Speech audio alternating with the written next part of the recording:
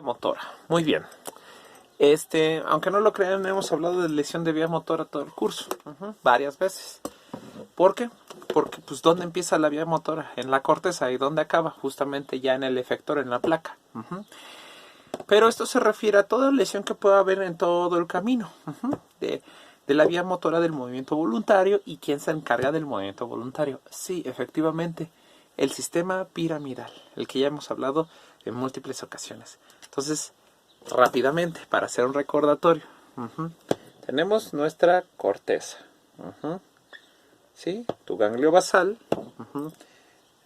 tu área prefrontal va a mandar la señal ganglio basal, ahí se filtra, pasa, decruzas en las pirámides, ¿y qué va a pasar? Vas a tener tu médula, y va a ser la parte efectora que va a llegar a tu músculo. ¿Sí? Este músculo es el que se va a contraer, se va a contraer. Pero también esta puede tener su sensor, y va a mandar la parte posterior y va a subir a través de las córtico talámico y a corteza, pero a la corteza de rolándica, por rolándica, la parte sensitiva, ¿sí?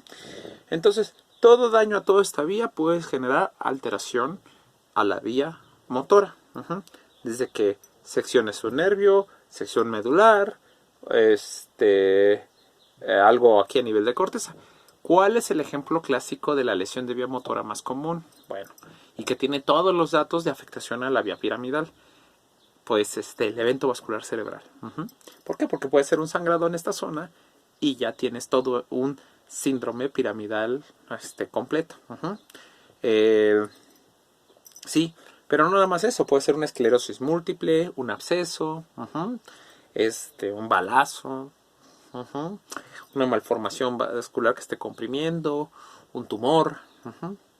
Entonces, todo lo que pueda afectar en todo esto puede afectar la vía motora. Bueno, ahora, ¿qué alteraciones vas a encontrar?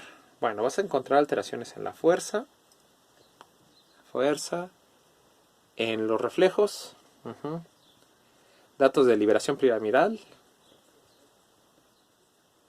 y en la sensibilidad, pero no lo considero tanto. ¿Por qué? Porque hablamos de movimiento, no de sensibilidad.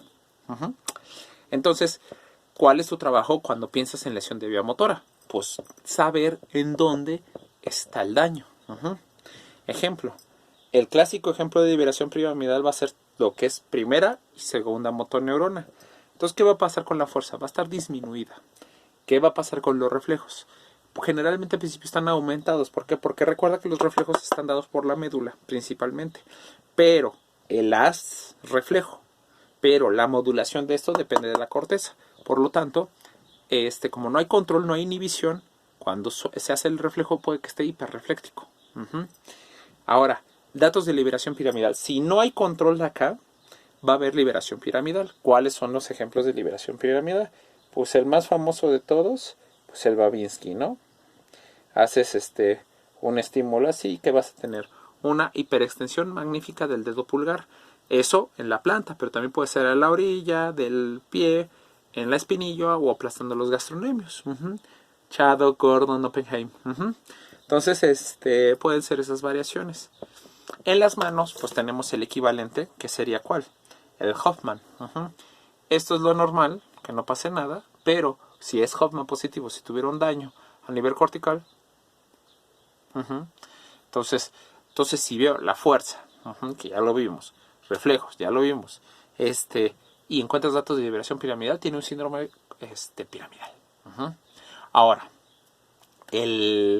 la sensibilidad. Bueno, la sensibilidad pues no pertenece tanto a un movimiento, porque aquí te habla de sensibilidad, puede ser los somatorreceptores. Entonces la sensibilidad te habla de la integridad desde la piel, el músculo, toda la vía posterior, pero no tiene una regulación motriz. ¿Por qué? Porque llega a la parte somatosensorial. Ahora, si tú tienes plegia, pero aparte una alteración en la sensibilidad, tienes que pensar en un daño, ya sea nervio periférico, pero otra cosa también. En el evento vascular cerebral, lo que puedes tener es alteración en la región prerolándica. Pero si está conservada la sensibilidad, o sea, no puede mover, tiene todos los datos, pero siente, probablemente esté conservada el área posrolándica, que es la parte sensible. Entonces, esto es lo que tienes que checar. Ahora, ¿por qué? Porque si sabes este daño, pues ya sabes más o menos dónde está. Si es piramidal, ya piensas que es esta parte. Pero si piensas en daño en esta parte, ¿qué puede que tengas? Puede que tengas, aparte de hiperexcitabilidad, tal vez tengas un poquito de plegia. Bueno, dependiendo. ¿Por qué? Porque si tienes aquí, depende, es que hay que ver muchas cosas. Supongamos, si tú tienes un EBC, ¿qué va a pasar con tu brazo? Va a estar flácido. Pero a la larga, porque al principio va a haber cierta hipertonía. ¿Por qué? Porque el tono te lo está dando esto. Entonces, si quitas esto, puede que esté hipertónico al momento. Pero ¿qué va a pasar con el paso del tiempo? Eso se va a poner no hipertónico. ¿Qué es el tono? Esto, un grado de contracción natural. ¿Sí? Un grado, si ves, pero esto está dado mucho por el estímulo continuo. Si tocas tu pierna, pues si caminas mucho va a estar más duro. ¿Por qué? Porque ya tiene un estímulo continuo. Entonces tenemos que el tono es el grado de contracción involuntaria que tiene tú. La involuntaria, esto es voluntario, estoy haciendo fuerza. Esto es un grado de contracción voluntario, esto es el tono que tiene.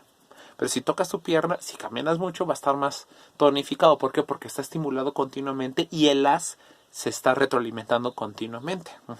Pero ¿qué pasa si tienes un daño, ya sea medular o corteza? Lo que va a pasar es que al principio tal vez esté hipertónico si el daño es acá, pero después va a estar espástico. ¿Por qué? Porque ya el músculo va a ir degenerando poco a poco.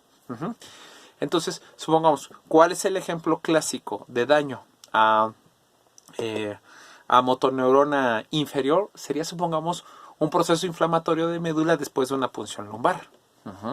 Que eso te puede dar que tengas cierta parálisis, pero tengas hiperreflexia en ese momento. Pero, ¿cuál es la diferencia?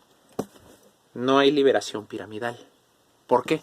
Porque la liberación piramidal dice que esto está inhibido.